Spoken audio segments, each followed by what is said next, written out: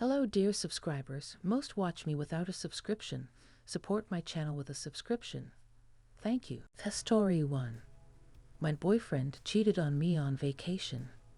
My father did this to him. I, 30, have been in a seemingly happy relationship for a little over 3 years. My boyfriend, 32, is wonderful. We have lived together for about 2 years, rarely ever argue. We have so much in common, and honestly, he is my best friend. I love him and know that I want to marry this man. He flew to his hometown yesterday.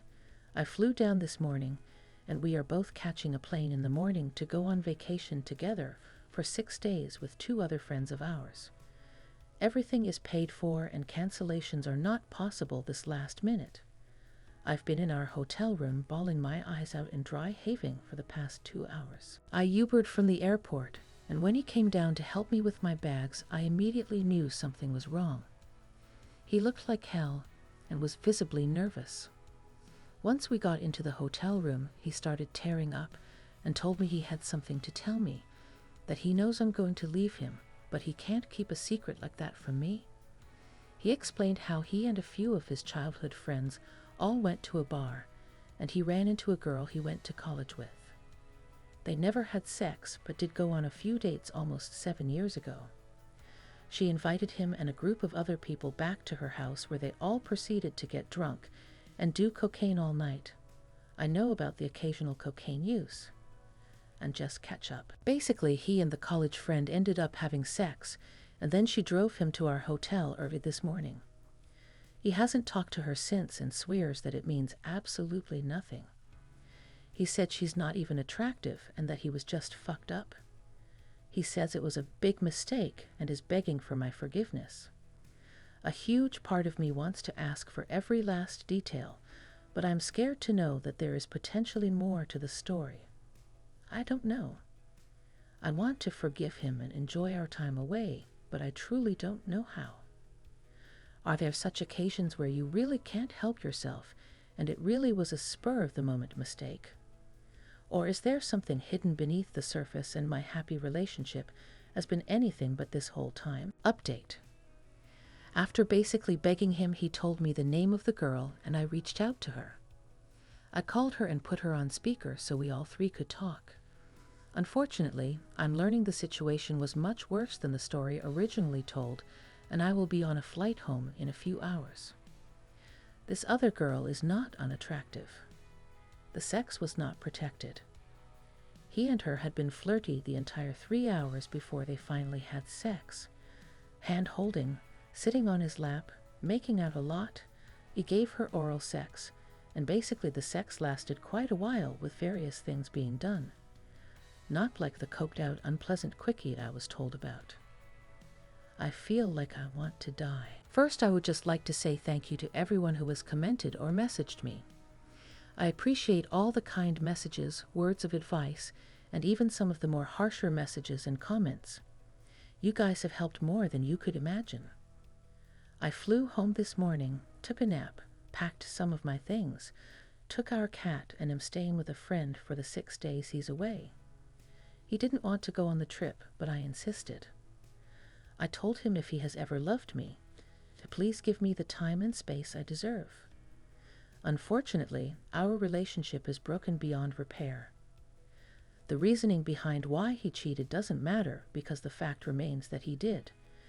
That in all of our time together, I've never even considered or wondered about another man, and the first chance he got, he chose to have unsafe sex with someone else. I believe that he loves me and quite possibly is sorry. I don't, however, believe that he has any respect for me or our life together. I don't know that I'd ever forgive him or trust him again. No respect and no trust means no relationship. We do have a shared life, so the ending of this relationship is not quite as easy as me packing and leaving and not looking back. We have shared accounts, both of our names on our lease, shared phone plans and car insurance. Basically, the next few weeks are going to be rough. Update.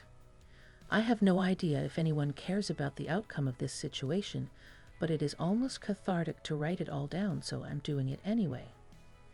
I finally have a calm moment to sit at my computer and compose a logical thought. Upon me returning home, he and I had very little communication at my request. I had originally planned to spend the week at my friend's home to process this life-altering event, but early this afternoon he texted me telling me he was home. Now, some people might think that shows a lot of effort on his part, that he's remorseful, and rather than enjoy his vacation, he flew home to talk. Perhaps I would feel that way too, except I asked for space. I told him that if he had ever loved me, he would give me time alone. He couldn't even give me that. I agreed to meet with him at our apartment to talk. I only wanted to talk about and sort out all the details. Our finances, home, etc. We agreed on paying to break our lease, to stay on the insurance policy and phone plan together for now, but unenroll auto pay so we're able to make our payments separately. I'd also asked for him to reimburse me for what I paid towards the vacation from hell. I wanted to wrap things up enough in that moment to where I would have to see and speak to him as little as possible. I know that some communication in the future will be inevitable, but right now I can't deal with it. I told him he can stay in our apartment until we have to leave. I packed some more of my things and left. I don't know if he looked upset or if he was crying. I honestly barely heard anything he had to say because I was so enraged at the person in front of me, a complete stranger. I don't know if the past 3 years were all a lie. I don't know if he has cheated before or that he would cheat on me again. All I am sure of is that he was capable of lying and cheating now. I refuse to be another cautionary tale of a woman who loved someone more than herself, so she forgave a cheater only to be cheated on again. There is a big difference between guilt and remorse. Update. Thank you to everyone that has commented or reached out after my last 2 posts. I first want to say that I am doing okay. Even after what I am going to say in this post, I'm okay.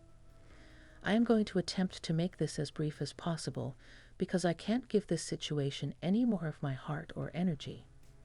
But it will most likely be long. Here we go. I am all moved out of the apartment, my things going into storage because I am still staying in my friend's home for the time being. This breakup has proved to be financially burdensome, but somehow money has managed to be the least stressful part of this ordeal. It turns out that I never knew the man I shared my life with for the past 3 years. My ex and I ended up having a conversation on the last day of us moving out.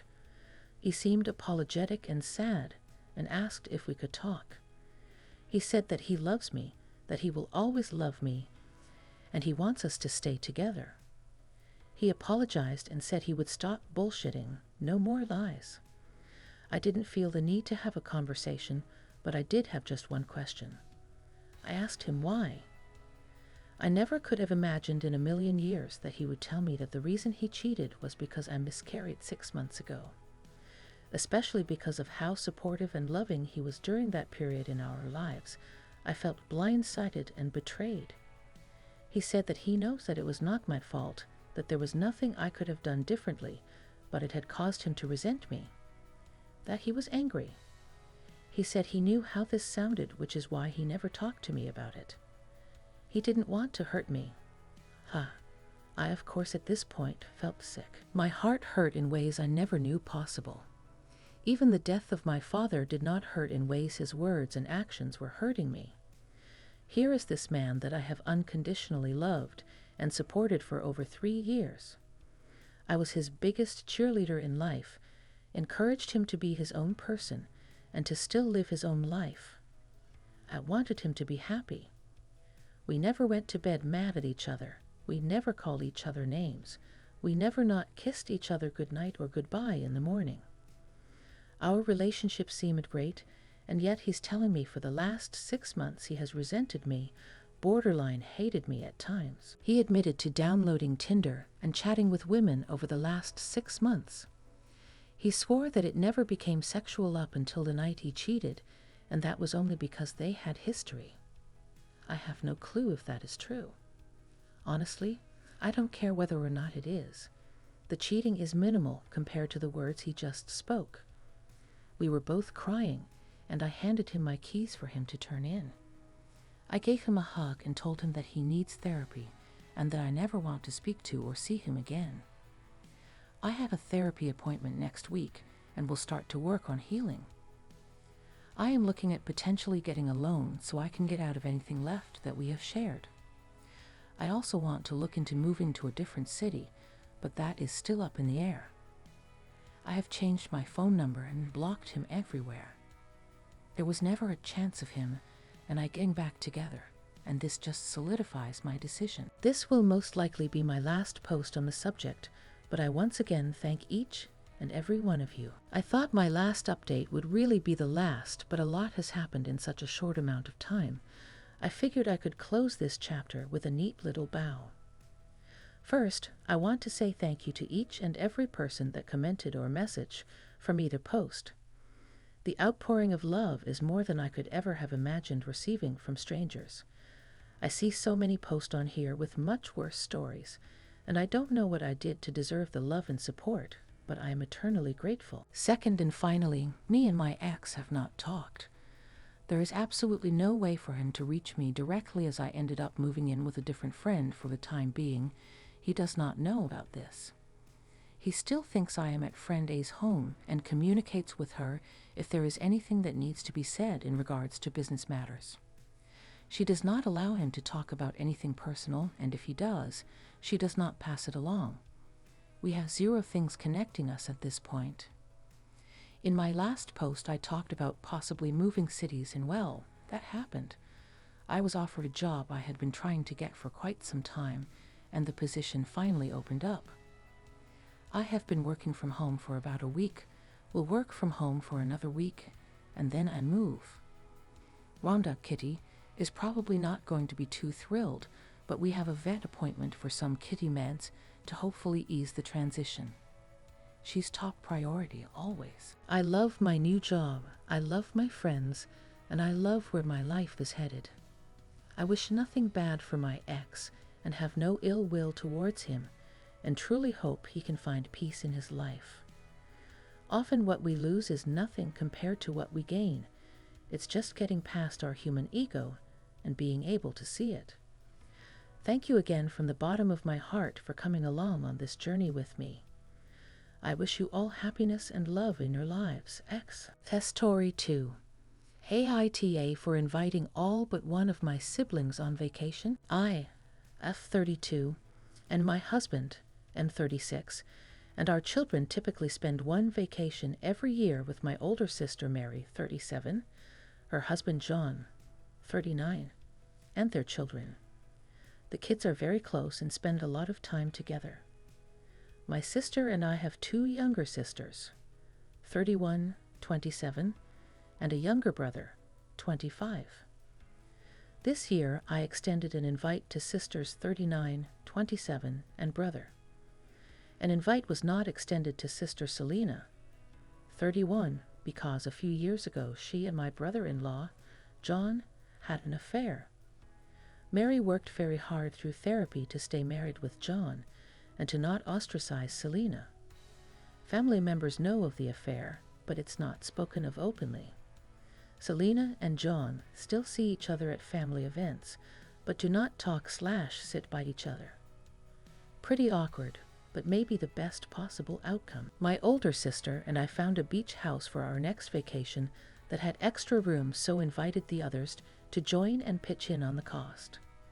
Sister 27 agreed to come, and little brother declined, so that it would not be all the siblings minus Selena.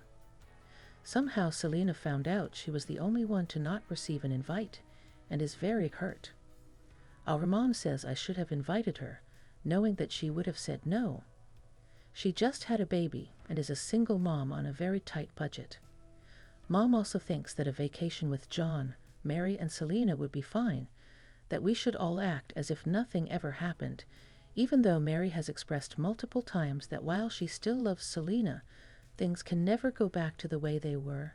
Mary suffered from PTSD as a result of the affair. Because there are so many siblings, vacations are often split with only 2 or 3 of us going together. Nobody has expressed being upset about this in the past. I don't like the idea of inviting her, even knowing 99% she would say no. What if she did say yes, and I have to tell her it wasn't a real invite? AITA. Edit. To add clarification, John has also suffered real consequences from the affair, but asking him to stay at home while Mary and their young kids go to the beach is not really an option. All of the siblings have been really mature in loving and forgiving both parties. However, having them sleep in the same house would be putting Mary through trigger hell.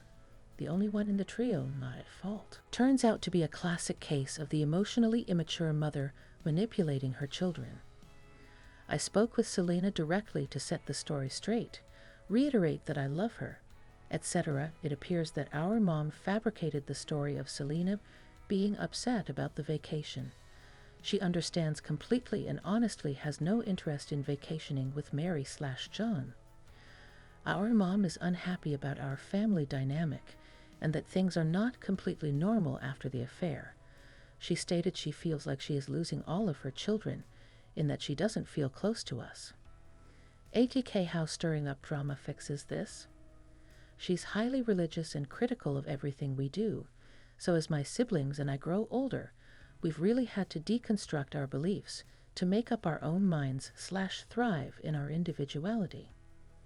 Needless to say, this does not make her happy. So if there are any threads on healing from childhood trauma/dealing with manipulative parents/advice on how to keep your mother at arm's length, possibly point me in the right direction. Thank you for watching, dear subscribers.